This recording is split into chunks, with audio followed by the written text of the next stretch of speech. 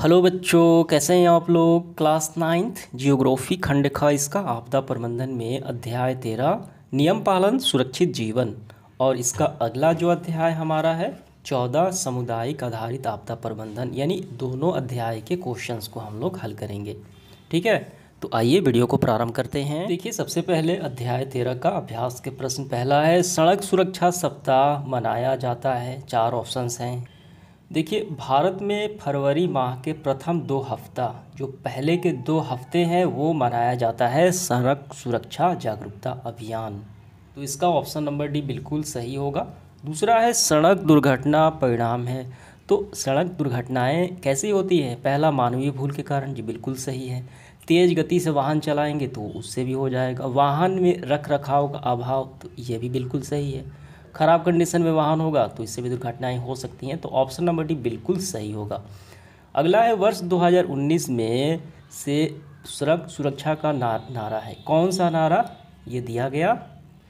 देखिए, यहाँ पे नज़र डालिए। 2019 में ध्येय नारा जो है सड़क सुरक्षा का, सड़क सुरक्षा जीवन रक्षा, ये नारा दिया गया।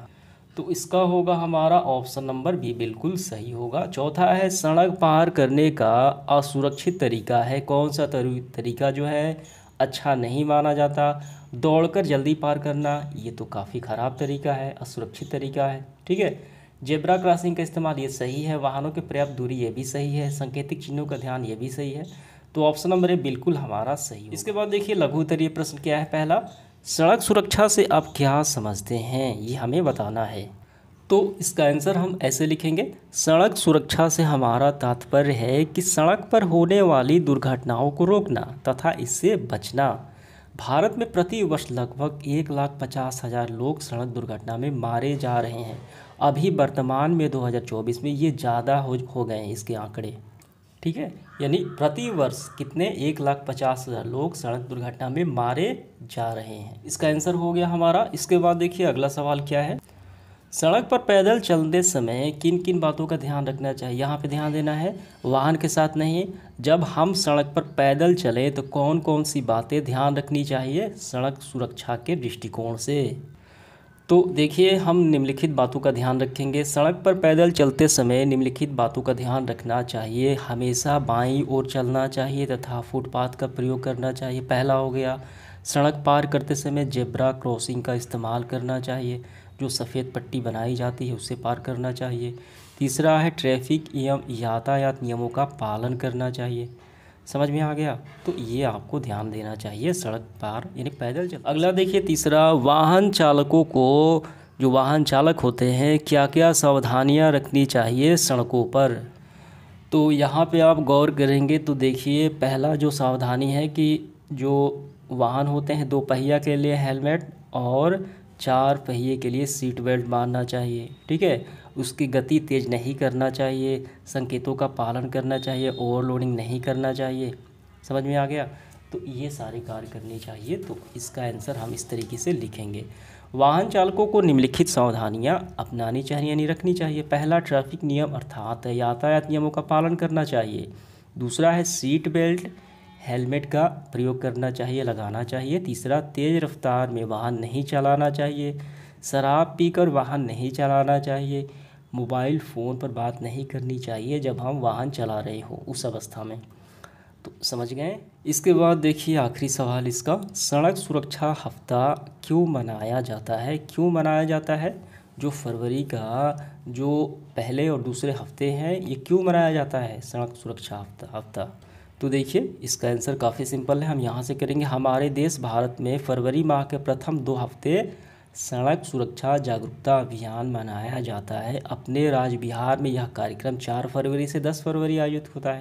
और इसका देखिए उद्देश्य क्या है, ये सवाल में पूछा जा रहा है। इसका उद्देश्य सड़क पर सावधानी रखने, सुरक्षा उपायों का पालन करने, सुरक्षित वाहन चलाने के प्रति लोगों को जागरूक करना इस कार्यक्रम का उद्देश्य है। तो कुल मिलाकर देखा जाए तो आपको ये पूरे यहाँ तक लिख लेने हैं। ये तो पूरा हुआ। इसके बाद देखिए लॉन्ग क्वेश्चन हमारा 4 है। पहला है, सड़क दुर्घटनाओं के विभिन्न कारणों को चिन्हित कीजिए। सड़क पर जो दुर्घटनाएं होती हैं, जो प्रत्येक साल 1.5 लाख लोग मारे जाते हैं, ठीक है, तो किन्हीं कारणों से, कौन कौन से कारण हैं जिससे सड़क दुर्घटनाएं प्रत्येक दिन होते रहते हैं, वो बताना है। काफ़ी अच्छे से हम लोग लिखेंगे। सड़क दुर्घटनाओं के कारण निम्नलिखित, पहला ट्रैफिक नियमों अर्थात यातायात नियमों का पालन नहीं करना। अगर नहीं करेंगे पालन तो क्या होगा, तो ये सड़क दुर्घटनाएं हो जाएंगी, कोई गलत लेन में आ जाएगा। ठीक है, समझ में आ गया। दूसरा है तेज़ रफ्तार में वाहन चलाना। तेज़ रफ्तार में वाहन चलाता है कोई तो वाहन अनियंत्रित हो सकता है, आपस में टकरा भी सकती है। ठीक है, कुछ भी हो सकता है। ये हो गया। अब तीसरा है बिना सीट बेल्ट और हेलमेट का वाहन चलाना। चार पहिए में अगर सीट बेल्ट नहीं लगाएंगे तो वाहन अगर दुर्घटना होगी, जो चालक है वो क्या हो सकता है, उसको नुकसान पहुंच सकता है। ठीक है, और हेलमेट का प्रयोग नहीं करेंगे तो सिर पर चोट लग सकती है बाइक पर। तो ये तीसरा हो गया। ओवरलोडिंग करना, ज़्यादा वजन डालना वाहन पे, इससे क्या होगा, वाहन अनियंत्रित हो जाएगी, पलट सकती है। तथा गलत लेन में चलना, इससे भी क्या, वाहन टकरा सकती है, पलट सकती है, दुर्घटनाएं हो सकती हैं। मानव रहित रेलवे क्रॉसिंग पार करना, इससे भी हो जाएगा, रेलवे दुर्घटना हो सकती है। समझ में आ गया। तो ये कारण हो सकते हैं। देखिए और भी है। ये चौथा देखिए क्या है, मानव रहित हो गया। और आखिरी छठवां, ठेला टेम्पो ट्रैक्टर ट्रक पर लंबे छड़ों बांसों का लादना, अंतिम छोर पर लाल कपड़ा नहीं बांधना। देखिए ये सारे आपके बुक से ही हैं। ठीक है, ये बाहरी नहीं है, आपके बुक से लिया गया है। ठीक है, तो ये आपको पूरे लिख लेने हैं। देखिए अगला सवाल क्या है, सड़क सुरक्षा के विभिन्न उपायों पर प्रकाश डालिए। कैसे हम सड़क सुरक्षा को अपनाकर, विभिन्न उपायों को अपनाकर हम दुर्घटनाओं को रोक सकते हैं, कौन कौन से उपाय हैं। देखिए यहाँ पे ध्यान दीजिए, जो वाहन चालक की जो सावधानियां हैं वही सुरक्षा के क्या है, तरीके हैं, नियम हैं। तो इसका आंसर ऐसे लिखेंगे, सड़क सुरक्षा के निम्नलिखित उपाय हैं या सावधानियां हैं। पहला, वाहन चालकों को निम्नलिखित सावधानियां रखनी चाहिए। ट्रैफिक नियम अर्थात यातायात नियमों का पालन करना चाहिए, सीट बेल्ट हेलमेट लगाना चाहिए। ठीक है, और इसके बाद देखिए ये तो हो गया दूसरा। और तीसरा है तेज़ रफ्तार में वाहन नहीं चलाना चाहिए, शराब पीकर वाहन नहीं चलानी चाहिए, मोबाइल फ़ोन पर बात नहीं करना चाहिए जब वाहन हम चला रहे हों, ओवरलोडिंग नहीं करना चाहिए। ठीक है, ठेला रिक्शा पर छड़ सरिया वो सब नहीं बांधना चाहिए, गलत लेन में नहीं जाना चाहिए। ठीक है, तो ये सारी बातें ध्यान रखनी है। तो यही उपाय हो गए। अगला सवाल देखिए तीसरा क्या है, सड़क दुर्घटना के विभिन्न दुष्प्रभाव को लिखिए। क्या परिणाम हो सकते हैं सड़क दुर्घटनाएं होने से। तो इसका आंसर देखिए लिखेंगे, सड़क दुर्घटना के विभिन्न दुष्प्रभाव होते हैं यानी निम्न है। पहला है शारीरिक चोट या मृत्यु। सड़क दुर्घटना हो गई तो क्या होगा, भारत में प्रतिवर्ष 1.5 लाख लोग सड़क दुर्घटना में मारे जाते हैं। ठीक है, और कई गंभीर चोट से विकलांग हो जाते हैं। तो ये तो पहला हो गया, शारीरिक चोट या मृत्यु। दूसरा है आर्थिक नुकसान। सड़क दुर्घटनाएं आर्थिक नुकसान का कारक है, जिसमें कमाने वाले व्यक्ति की मृत्यु से क्या होगा, गरीबी परिवार पर भारी असर यानी क्षति पहुंचेगा, जिससे काफ़ी समस्याएं उत्पन्न हो जाएंगी आर्थिक तौर पर। तो ये दोनों पॉइंट आपको लिख लेने हैं। इसके बाद चौथा देखिए क्या है, सड़क यातायात के नियमों की अवहेलना पर, यानी जो हम नियम नहीं माने, कोई व्यक्ति नियम नहीं मानता है, जो यातायात ट्रैफिक के नियम है, तो जो दंड निर्धारित किए गए हैं सरकार द्वारा, इसके संबंध में विचार हमें देना है। तो इसका आंसर लिखेंगे, सरकार ने नियमों के पालन की अवहेलना पर अर्थदंड लगाने का प्रावधान किया गया है। ऐसे अर्थदंड का उद्देश्य हमें नियमों का पालन के लिए विवश करना है। ठीक है, जो बिल्कुल सही है, ये बातें लिखनी है जो बिल्कुल सही है, क्योंकि अपना विचार देना है। यहाँ तक हो गया। फिर यही लिखना है जो बिल्कुल सही है, ये सरकार द्वारा अच्छा कदम है, जिससे लोग सड़क का जो नियम है उससे पालन करेंगे आर्थिक दंड से बचने के लिए। ठीक है, लेकिन कुछ लोग देखिए अर्थदंड की परवाह किए बिना ये यातायात नियम को उल्लंघन करते हैं। तो ये अच्छा व्यवहार, ये नागरिक अच्छा व्यवहार नहीं है। तो यहाँ तक आप देखिए। अध्याय 14 क्या है हमारा, समुदाय आधारित आपदा प्रबंधन, कम्युनिटी बेस्ड डिजास्टर मैनेजमेंट। देखिए समुदाय आधारित आपदा प्रबंधन क्या है, तो यहाँ पे समझिए, गांव में जब कोई दुर्घटनाएं आपदा हो जाती है, कोई भी जो दुर्घटना हो जाती है, जैसे आग लगना, डकैती, जंगली जानवरों से हमला, तो सभी मिलजुल कर क्या करते हैं, उसका सामना करते हैं, उसको दूर भगाते हैं। तो वही तो है समुदाय आधारित आपदा प्रबंधन। ठीक है, तो आइए इसके सारे क्वेश्चंस को हल करते हैं। देखिए इसका ऑब्जेक्टिव क्वेश्चन क्या है, आपदा प्रबंधन के 3 प्रमुख अंगों में कौन से निम्नलिखित में शामिल नहीं है। तो कौन से आपदा प्रबंधन के 3 अंग हैं, तो ये रहे आपदा प्रबंधन के 3 अंग। पूर्वानुमान यानी आपदा आने से पूर्व अनुमान बताना, चेतावनी देना। ठीक है, चेतावनी एवं प्रशिक्षण ये अंग है। आपदा के समय गतिविधियाँ, आपदा से पहले पूर्वानुमान, आपदा आने की स्थिति में जैसे बाढ़ आ गया तो उस स्थिति में क्या करना, प्रबंधन करना, उसे दूर भगाने के लिए व्यवस्थाएं करना, और आपदा जाने के बाद, ठीक है, ये 3 क्या है, अंग हैं। तो यहाँ पे हम ऑप्शन देखते हैं, देखिए पूर्वानुमान चेतावनी भी है, ठीक है, आपदा के समय भी है, आपदा के जाने के बाद भी है, लेकिन आपदा के बाद निश्चित रहना ये बिल्कुल गलत है। तो ऑप्शन नंबर सी बिल्कुल सही होगा। ये नेगेटिव है तो हमें नहीं बताना है, तो ऑप्शन नंबर सी हो गया। दूसरा है प्रत्येक ग्रीष्म ऋतु यानी गर्मी के मौसम में कौन सी आपदा लगभग निश्चित है, तो आग लगेगी, ठीक है, लू बहती उस समय आग लगी घटनाएं आपदा होने की संभावना ज़्यादा रहती है। तीसरा है समुदाय प्रबंधन के अंतर्गत निम्नलिखित में से कौन सा एक प्राथमिक क्रियाकलाप में शामिल नहीं है। निकटतम प्राथमिक चिकित्सा केंद्र सूचित करना ये भी शामिल है। प्रभावित लोग स्वच्छ जल और भोजन ये भी शामिल है। आपदा की जानकारी प्रशासन तंत्र को नहीं देना ये बिल्कुल गलत है, ये शामिल नहीं है, पर जानकारी हमें देनी चाहिए। तो ऑप्शन नंबर सी हमारा बिल्कुल सही होगा।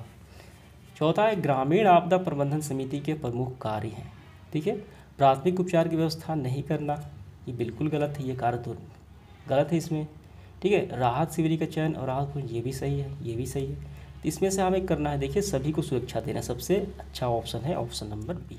इसके बाद देखिए सब्जेक्टिव क्वेश्चन हमारा क्या है, अग्निशमक दस्ता आने से पूर्व समुदाय द्वारा कौन से प्रयास किए जाना चाहिए। आग लग गई तो अग्निशामक दल बुझाने वाले जो गाड़ियां आती हैं तो उससे आने से पहले क्या करना चाहिए समुदाय आधारित लोगों को, ठीक है। तो यहाँ पे देखिए अग्निशमक दस्ता आने से पूर्व ही समुदाय इसके प्रभाव को कम करने का प्रयास करता है। इसके 2 काम होने चाहिए। पहला काम है झुलसे हुए लोगों को एक जगह ले जाकर प्राथमिक उपचार आवश्यक करना, यानी प्राथमिक उपचार कराना, ठीक है, और पंचायत भवन या विद्यालय भवन में ले जाना महत्वपूर्ण है। वहाँ पे पानी डालना, चंदन की लेप लगाना, बर्फ़ डालना, ये सारे कार्य करना। दूसरा देखिए क्या है, दूसरा है समुदाय के दूसरे का आवश्यक है कि वे आग में लगे हुए क्षेत्र तथा कुछ हटकर जड़ छिड़काव करें, खेत यानी आग से फैलाव से बचाव को कम करना, यानी आग को फैलने से रोकना, ये दूसरा कार्य है। इसके बाद देखिए दूसरा सवाल, ग्रामीण स्तर पर, गांव के स्तर पर आपदा प्रबंधन समिति के गठन में कौन कौन से सदस्य शामिल होते हैं। तो देखिए इसका आंसर हम ऐसे करेंगे, पहले आपको ये लिखना है ग्रामीण स्तर पर आपदा प्रबंधन समिति का गठन राष्ट्रीय स्तर पर निर्णय लिया गया है, ठीक है, और इसके 8 सदस्य भाग लेते हैं। ये सारे सदस्य के नाम आपको लिख लेने हैं।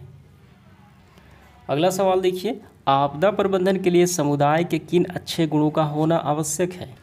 तो यहाँ पे देखिए आपदा प्रबंधन के लिए समुदाय के निम्नलिखित अच्छे गुण होने चाहिए। समुदाय के सदस्य सदैव समुदाय की भलाई के विषय में सोचें, ठीक है, समुदाय द्वारा जो सामूहिक कार्य दिए गए हैं, टीम का गठन हो, उसे कामचोर लोगों से बचाना चाहिए, ठीक है, परिश्रमी और साहसी लोगों को आपदा में शामिल कर सकते हैं। ऐसे लोग रखना चाहिए जो कामचोर ना होकर परिश्रमी और साहसी हो, ठीक है।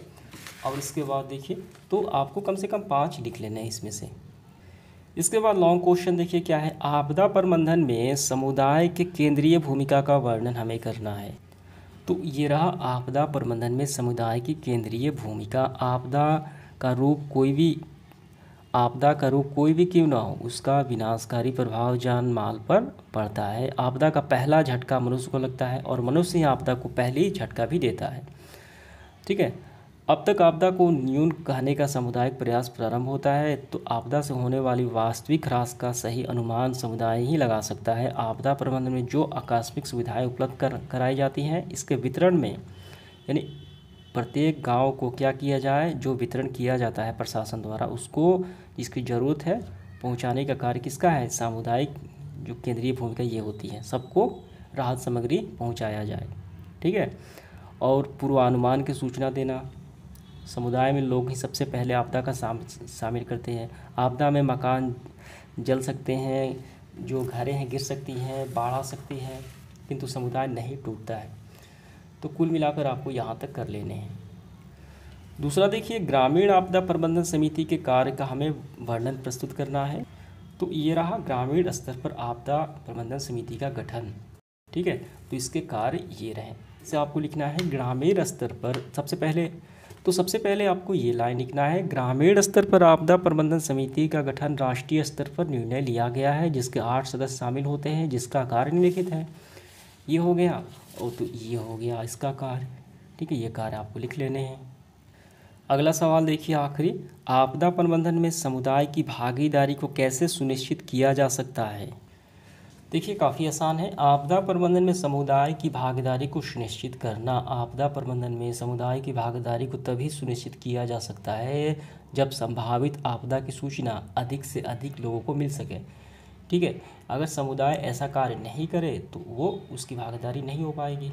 ठीक, यानी ये सारे कार्य करना चाहिए। क्या करना चाहिए, आपदा से पहले सभी लोगों को, ज़्यादा से ज़्यादा लोगों को सूचना देनी चाहिए कि आपदा आ रही है, उससे बचाव करें। ठीक है, और इसके लिए निम्नलिखित विधियों, ग्राम पंचायत, प्रशासनिक व्यवस्था, स्वयंसेवी संस्था, ठीक है, प्रगतिशील व्यक्ति स्वयं आगे बढ़कर भागीदारी सुनिश्चित कर सकते हैं। देखिए ये सारे कार्य करना चाहिए। निकटतम विद्यालय में विद्यार्थियों को भी यह घोषित करना चाहिए कि बाढ़ यानी आंधी की संभावना है, इसलिए घरों के लोगों को सचेत कर देना। ठीक है, ये सारी क्या है, कार्य है, और इसी से उनके समुदाय जो, और इसी से उनकी भागीदारी सुनिश्चित होती है, यानी यही सब कार्य उनको करना चाहिए। ठीक है, ये 5 आपको कार्य लिख लेने हैं। तो इस तरीके से हमारा सेशन समाप्त हुआ। धन्यवाद।